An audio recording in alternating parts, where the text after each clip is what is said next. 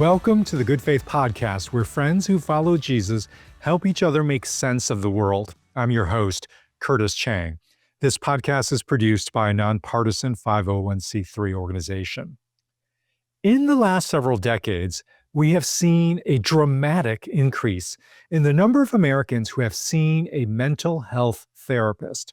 From 1998 to 2024 alone, the data suggests a four-fold increase.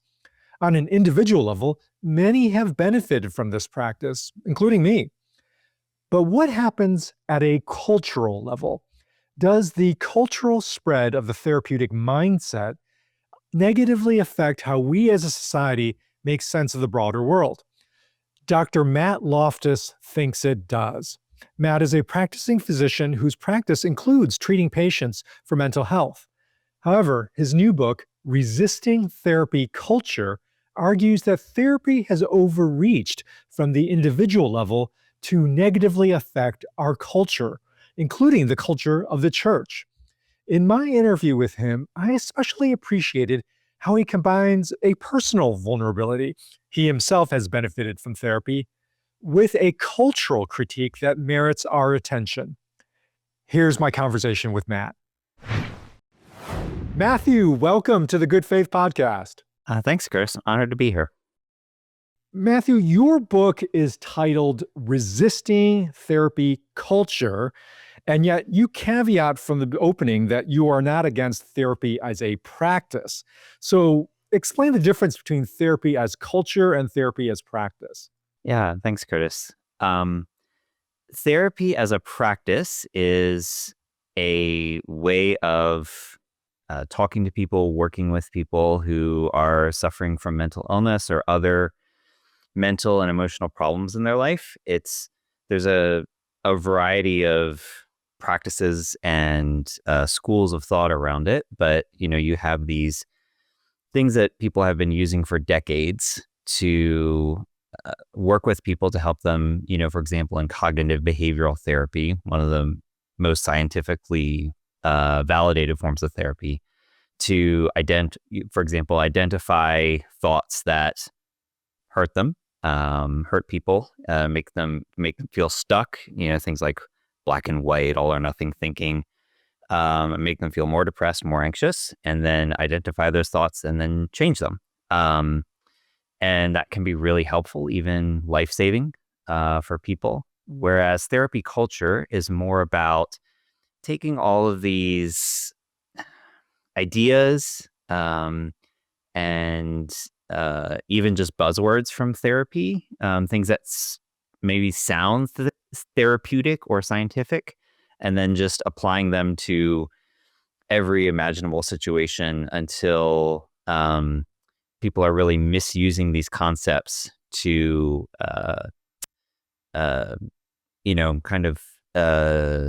just justify whatever it was they were feeling or thinking, or even avoiding good, necessary, hard work that they need to do in their own lives.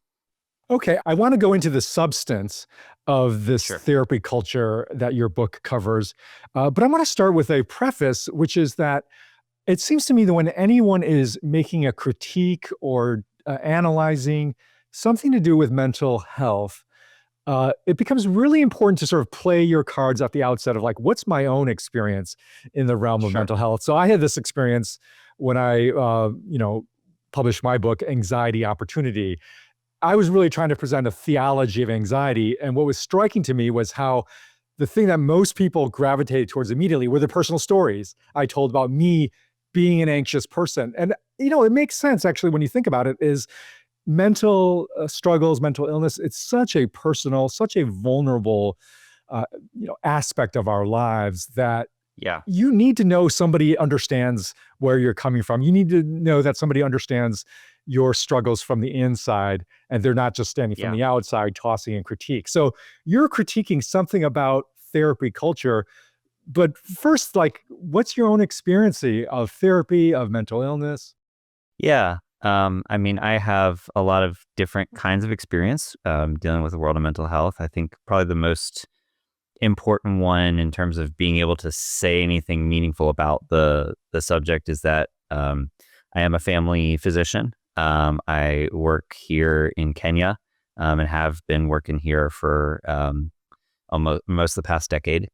And my focus has been within the realm of mental health. I've always loved practicing mental health, like prescribing psychiatric medications, doing some limited therapeutic kind of cognitive behavioral therapy with my patients when they were resistant to going to see a therapist or a psychologist, and then working closely with other mental health professionals, both in this context here in Africa and also back in America, to help people.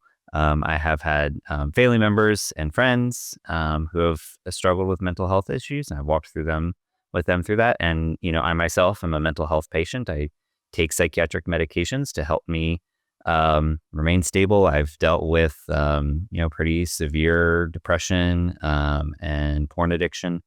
And so I've experienced mental health care personally. I've delivered it. I've seen other people go through it. So, this is something that's really important to me, just both professionally and personally. Okay, you're mounting a critique of therapy culture, which, as you've just said, is a sort of ways in which some mindsets of therapy, not so much the practice, but the underlying mindsets, can infiltrate kind of our basic understandings of human beings, human life, what it means to thrive. Break that out. You list 3 key elements of therapy culture. List what those 3 are, and then take us through them. So the 3 elements of therapy culture are the medicalization of normal life experiences, judging institutions by their perceived impact on mental health and trying to game that out, and then the loss of agency that results when people think of themselves as helpless and sick and unable to get better. So medicalization can apply to a lot of different things, but in the realm of mental health, it's when people take an idea, an experience, a relationship, and then they apply therapeutic terms in ways that were either never really meant to apply to that, or that really make that experience or that idea less than what it was before. So, for example, when people talk about grief, and they think of all grief as depression, or as a symptom, or if you're feeling grief, then it must be a symptom that you're depressed, for example. Then, some of this is, I think, kind of nefarious, like pharmaceutical companies trying to get people to use more antidepressants. But some of it is also just not necessarily having the processes and the language to grieve well, or the rituals to grieve well. And so when people think about grief as only a symptom of this illness called depression, then more and more people think of themselves as sick, and more people think of themselves as maybe unable to get better without some sort of intervention. Institutionally, when people judge an institution only by its perceived effects on mental health, then you get situations where people may say, for example, I've experienced some kind of trauma. I need to have a trigger warning before anything that's said in class, or I can't be expected to meet the same standard as other people in my class because I have anxiety that prevents me from fully engaging in the same way that other people do. And people really just create this like box around themselves. But then they also are unfairly judging institutions that are designed for example, education. And then the loss of agency is kind of where a lot of it cashes out in individuals' lives. People feel helpless, and people learn to be more helpless.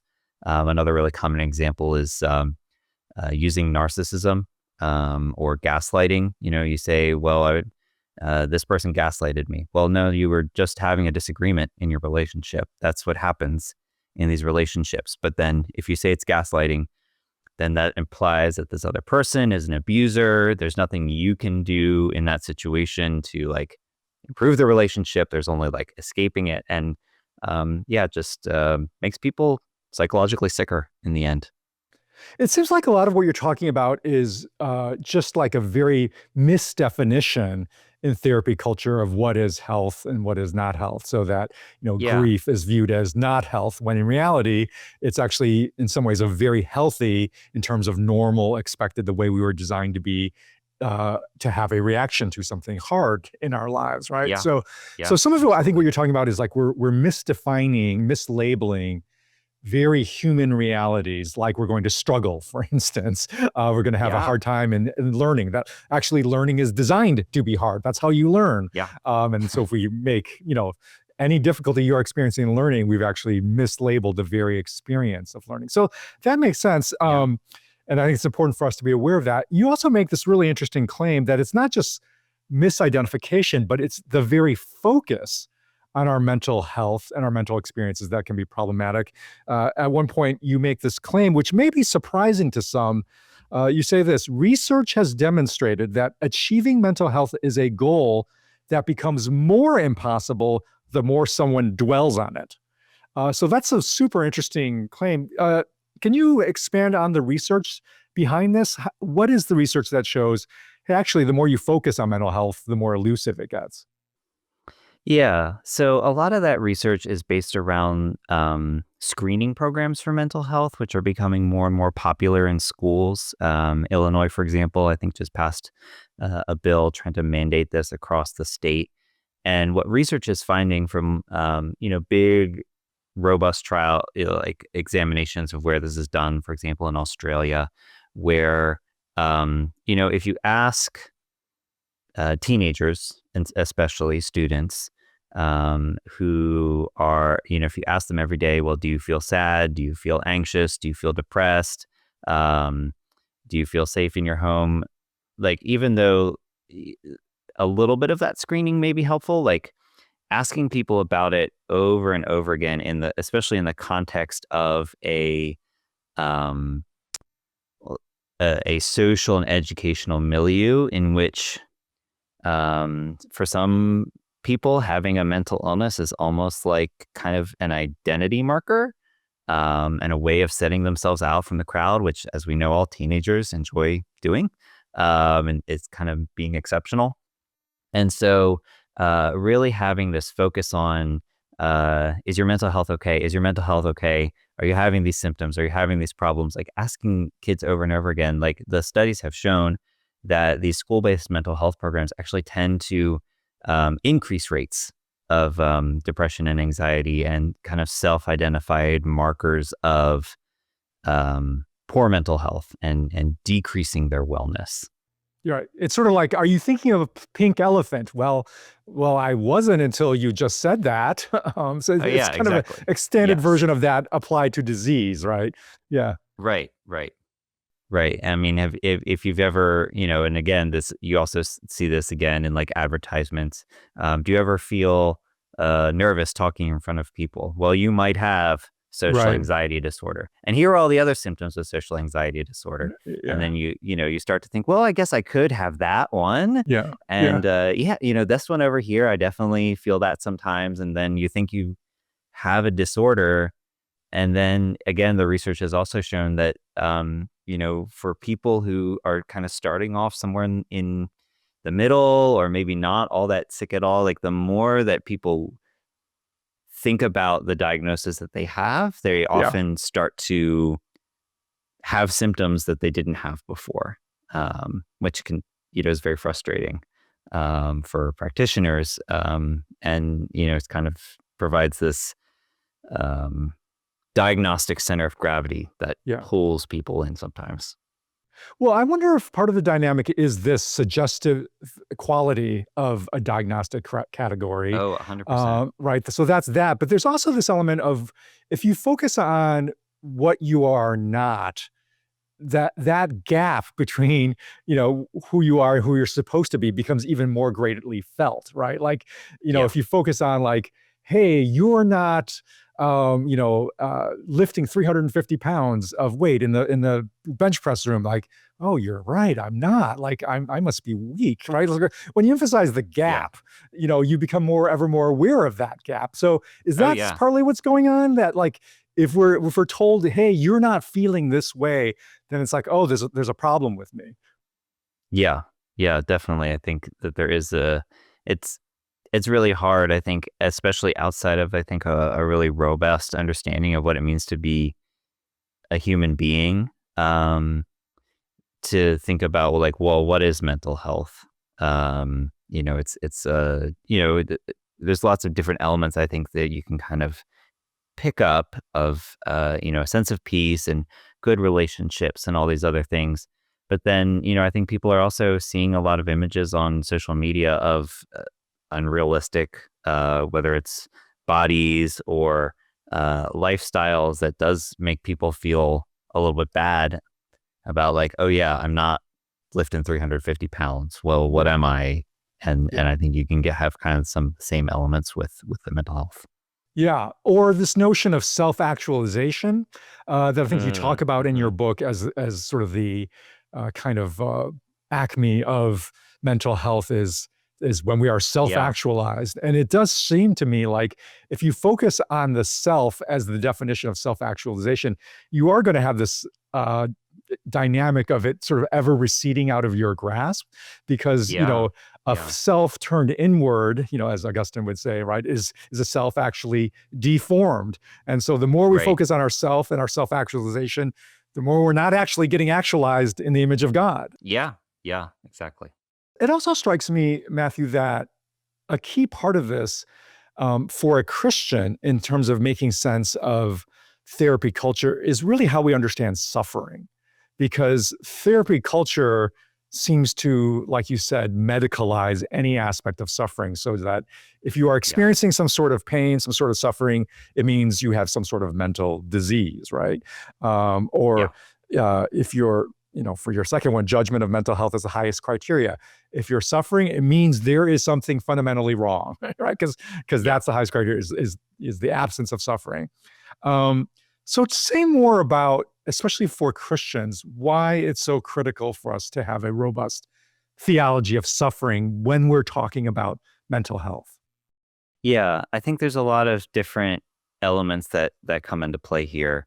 One of the most important is, I think, that, like you said, suffering is something that happens to all of us.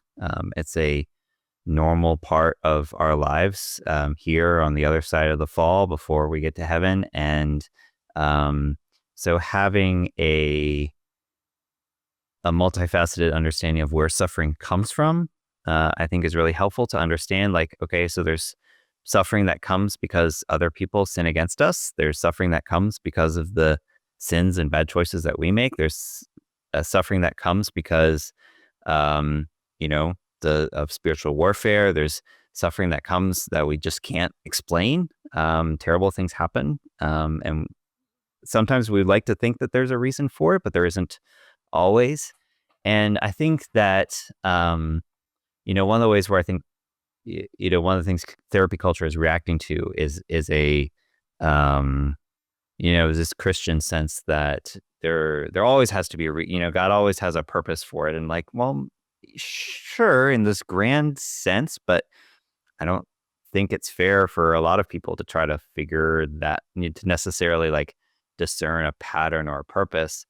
But in all suffering, right, God wants us to turn to Him, and in all of our suffering, God is there with us, right? Because God came to be with us.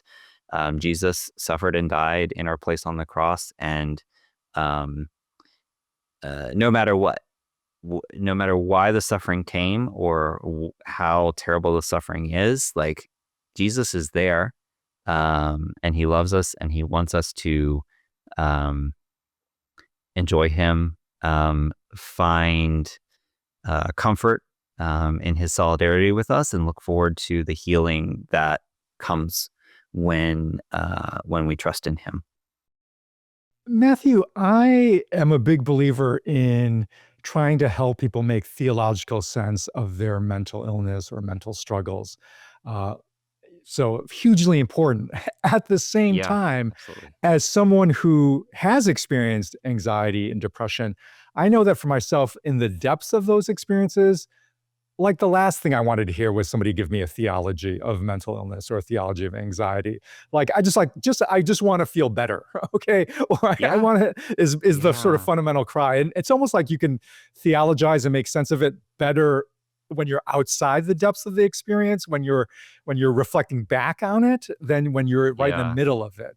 So I think you yeah, understand some of that. I can tell you by the way you're reacting, like you've been in depths of it. You've just shared you've had major depressive, sort of struggles yourself. You've had porn addiction. Those are like deep, yeah. deep, dark experiences.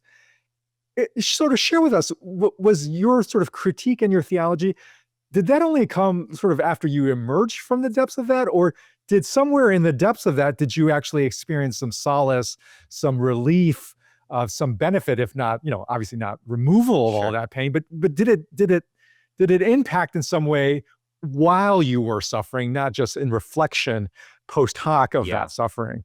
No, that's a great question. Yeah, I mean, I think one of the one of the really like just twisted and evil aspects of like the saddest part of mental illness to see, to either experience personally, or I certainly see it from the outside, is the way in which any thinking process that you have in your mind can be kind distorted by the lies that you're experiencing, right? So, um, in depression, it can be this sense of like, well, I'm lost, I'm forsaken by God, I'm like Judas, I'm like Saul. There's no way, right, that I can be right with God. Um, and I'm very grateful for the counselors and psychiatrists I've worked with, who've worked with me over the years, um, to just have a focus on grace, and to say, okay, so if God genuinely loves you, and God has really offered his grace to you, how does that really transform what it is that you think, and what you say to yourself? And I think that has been a really powerful thing for me personally. Um, I don't talk a whole lot about it in the book, just because I think there's a lot of other great books that have been written about, how to walk through some of those processes when you're in the depths of despair or anxiety or whatnot. Um, Darkness is My Only Companion by Catherine Green McCree is my favorite, because she's such a deep theological thinker, but also she writes about how, like, there's some days where she literally does not get out of bed, because of how depressed she has felt. And so, yeah, I think that there have been some really potent truths that have helped me hold on in the midst of those really overwhelming feelings. But it is a tricky balance to walk, because you can distort the mental illness. Just does this thing where it distorts the truth, and it turns it into something um, poisonous. I want to talk about another tricky balance that it seems like is present when we're talking about mental illness, um, and including especially for Christians, I think, which is medicine and drugs. Yeah, And when is it perfectly good option, necessary option, important for how God designed us to be healed, and when are we over medicalizing yeah, something like you said that is actually we're meant to go through, and the pharmaceutical industry wants us to tell us otherwise. yeah, yeah.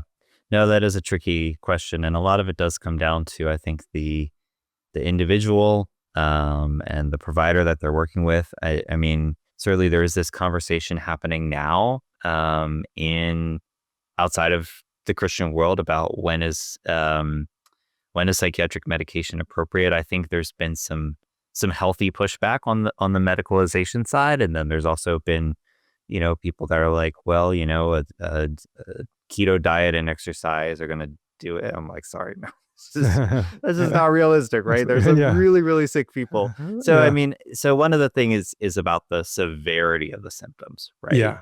For people that are really struggling with suicidal thoughts, that are having, hallucinations, that can't sleep at all, that can't get through their day without being completely derailed by their symptoms of anxiety. I think that their severe symptoms are almost always an indication that medication is going to be part of the solution.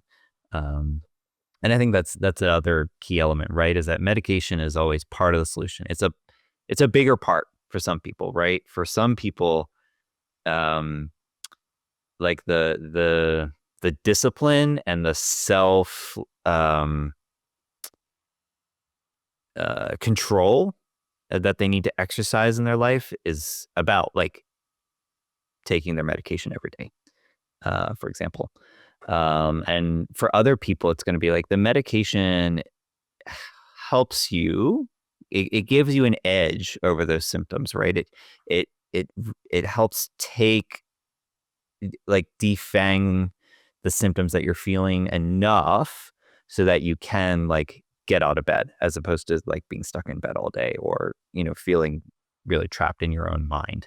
And so I think the severity is one of those things. I think it's one of the criteria that you would use. I think the balance, right? If someone is looking to medication to be the entire solution for their problems, then I think it's going to be challenging for them to get better, because there is almost always within mental illness, right, this degree to which I do need to change the thoughts that I'm having and be able to speak to myself in a way that recognizes, like, okay, that thought is not true. Like, it feels true, but it's not. And I need to like convince myself and live as if it is not true, even when it doesn't feel like it's true, right? Um, so, and I obviously there are more extreme voices, even from some Christians who are like, well, if you're taking an antidepressant, then that means you're not trusting God, or these medicines will.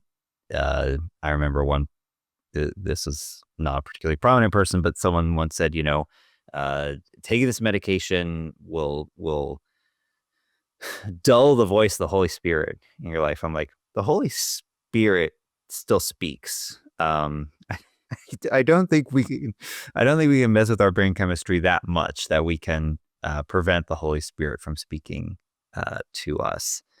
But I do think it's obviously, like you said, there has been this medicalization. There is a lot of advertising trying to, ask your doctor if this and that is right for you. And I think especially among providers, primary care physicians like me, there's this temptation when you're faced with this patient in front of you who's suffering, right? And you don't have like a holistic toolkit for helping them. The temptation for a doctor is to be like, well, I don't know what to do about your terrible social situation, or I don't know what to do about your existential angst, but I can prescribe you this pill. Yeah. Right. And that I think has driven a lot of the over prescription and the misuse of psychiatric medications. So medication is one sort of big pillar of how mental health works. The other is therapy, Yep. talk therapy. And Yep. Mhm. I've been in therapy from reading your book. You've been in therapy. Um, and your book is titled Resisting Therapy Culture. But again, you're not against Yeah. therapy as a practice. So talk to somebody who is in therapy. I mean, you could talk to me. I see a therapist right now. How do I know? Not right Yeah. now. I'm talking to you. But I am in a relationship with a therapist. But so talk to me. Like, how would I know? Hey, I'm crossing the line from just practicing helpful therapy as a practice, and now I'm crossing over into the more destructive elements of therapy culture. What's that line look and feel like? Yeah, that's a great question. I would say the line would be, do you feel like, number one, do you feel like your therapist challenges you to do things that are difficult for you? Do you feel like they ask you questions that you want to that you don't like to think about, not because they necessarily make you feel bad, but because they force you to own your own responsibility for your behavior, especially for your actions and behaviors, right? There's a lot that we cannot control about our feelings, but there's a lot that we can control in terms of our behaviors and the way that we react to people. And for so many people, I think both in terms of those people who are kind of immersed in therapy culture and maybe people who are on the outside, what we're trying to help people do is say, well, yes, things are hard in your life. You're suffering. Things that are happening. People are not treating you right. You are things have happened that are terrible. But what can you do to make your life better and to live a healthy and whole life despite the suffering that you're feeling, whether that's internal, external, whatever. So, is a therapist helping you in that path, or are they just kind of reinforcing the sense of helplessness? Are they encouraging you to like really embrace relationships with other people, like especially in-person relationships, opposed to just online relationships?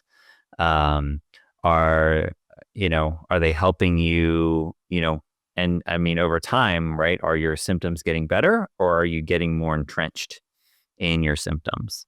Those are kind of the biggest questions I think that would be helpful in knowing whether or not your therapist is encouraging you in the way that they ought to be and practicing good therapy, or just sort of like marinating you in therapy culture. Okay. Well, I want to talk now about the culture side of things.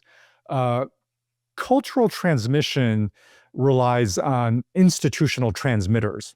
Institutions Yeah. are the kind of a broadcast signal of cultures. And in your book, you seem to be most concerned about the institutional church devolving into a transmitter for secular therapy culture. So, Yeah. given that concern, what practical advice would you give to a pastor leading a local church? How would they best lead their church so as to not take them down a path where the church is transmitting secular therapy culture? Yeah. A number of pastors I've talked to say that they feel pressure to be more like a therapist.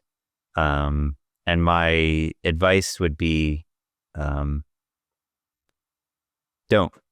You are not a therapist. And if you try to make church do for people what therapy does for them, you're going to be frustrated and they're going to be miserable. Because that's not what the church is for. The church is to worship Jesus Christ, to preach the gospel, to administer the sacraments, right, to bring people together.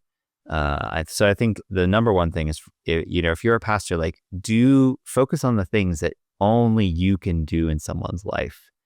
Someone can go to a therapist if they have a mental illness. Someone can read online if they are, struggling with, mental or emotional issues. But you're the only one that can, give them the body and blood of Jesus Christ. And so focus on the things that God has given you to do, because those things are healing in and of themselves, right? Like there are Eve Tushnet has this great line about how I'm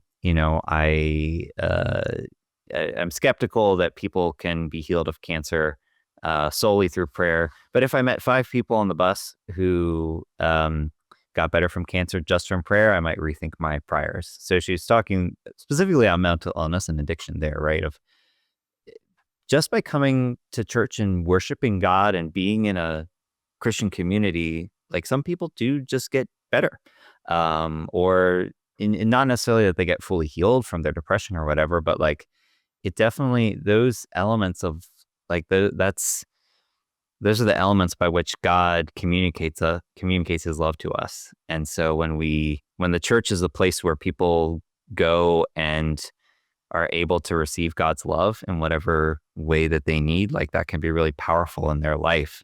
Um, and then the other thing is that just remembering that the church does not exist to fix people's problems. Yeah. Like a lot of churches do a really great job fixing lots of problems, and I'm so grateful for that. And that's why I'm a missionary in Africa, right? I work for a mission hospital. I'm sent by a mission organization because we want to fix people's problems, and we want to tell people that Jesus sent us, right? And that's a really good and valuable thing. And even a church might even start like a ministry to, provide counseling for people who need it, or pay for people to go see a psychiatrist to get the drugs that they need. But that's not the primary reason that the church is there. The church is there to worship Jesus, tell people about Him, and give Him to people. I mean, I think this is an important point for pastors, for leaders of churches, that, our church is there to be a vehicle of God's word and sacraments, not to Yeah. be a problem solver, even as problem solver of, really profound mental struggles people have. And then certainly, that the word we preached can't sound fundamentally like therapy culture. I think you have a line there where you're talking about churches where a typical sermon sounds like a Brene Brown talk with a Bible verse tacked on the end. So Yeah. I've certainly been in churches like that. But I think this is an important word for churches not to have their own institutional identity be corrupted by therapy culture. But I actually think Yeah. for people, for individual Christians, I honestly don't think that for most of us, that the church, sadly, is the primary transmitter of therapy culture. I think schools are. I think schools are at least much more powerful. And that's Yeah. Yeah. it's where our children, and then kind of upward out of that into families, get that powerful transmission of therapy culture. Um, Given that, and that our educational system is, as you've described, so heavily focused on mental health, sometimes in really unhelpful ways, what is a parent supposed to do about that? Oh man. Yeah. I mean, this is a tough one because my my oldest kid is in boarding school, and even with within that, I've had one or two things come up where I'm like, "Ooh, I don't know if we want to go down that road, guys." Um, I mean, I think part of it is about, just with any other issue that our kids are facing, is having conversations with them about it, and what are you hearing? What are you seeing? How is that playing out in the lives of your friends? What you know, and I mean, I think talking with people about the evidence, I think one of the biggest things on my heart as I wrote the book was trying to have in mind, a parent, a teacher, a pastor, someone who's like, I'm, someone is, people are telling me things that they picked up from TikTok or whatever, and it doesn't sound quite right, but like it has this imprimatur of scientific authority. So how can I argue against it? And just being like, well, no, that's not actually what the science says. That's not what the research shows. And so I think being able to read, look up, engage, seeing what the experts are actually, not what just some random therapist on TikTok says, even if they have 1 million followers, but trying to dig into the research. There are, like I said, therapists and psychiatrists who are really trying to push back on this, and are want to say, okay, so this is maybe what the influencers are saying, but this is what the research actually shows. And so I think digging, finding whatever topics your kids are interested in or hearing about or whatever, and digging in, try to find out more about that specific topic, and not just going with whatever the school says, because I think this, like you said, the schools are really a locus for this. And, a lot of them are not, they're rushing into things without carefully considering the research and what's actually happening. All right, Matthew, I'm going to end by asking you to speak to our listeners. And I'm very aware that, mental health challenges are just prevalent, whether we want to medicalize it and put a label on it or not. We all, it's part of life, right? We're all struggling with our emotions, our thoughts, our relationships. I've been very open about my own mental health challenges to my listeners. And I know from feedback that is just a very prevalent reality. So I'm going to give you the final soapbox here. What is a final word of encouragement you want to share with us? Yeah. My final word of encouragement is you are loved by God. There is nothing that you can do or think that will separate you from his love. And if you ask him, he will give you a way to overcome whatever terrible thing that you're feeling. And that is a really hard thing to believe when you are in the depths of suffering. But it is true and it's real. And whatever thread of hope that you need to hold on to, and quite frankly, I think one of the best ways that you can hold on to that hope is to have, someone who loves you, that's walking beside you. So find that person who speaks, who communicates the love of God into your life, and don't let go. But you're capable. God has made you. God has made you capable of overcoming whatever trial this is. All right. Great words, Matthew. Thank you so much for coming on and sharing those with us. Oh, thank you, Curtis. It's been great to be with you today.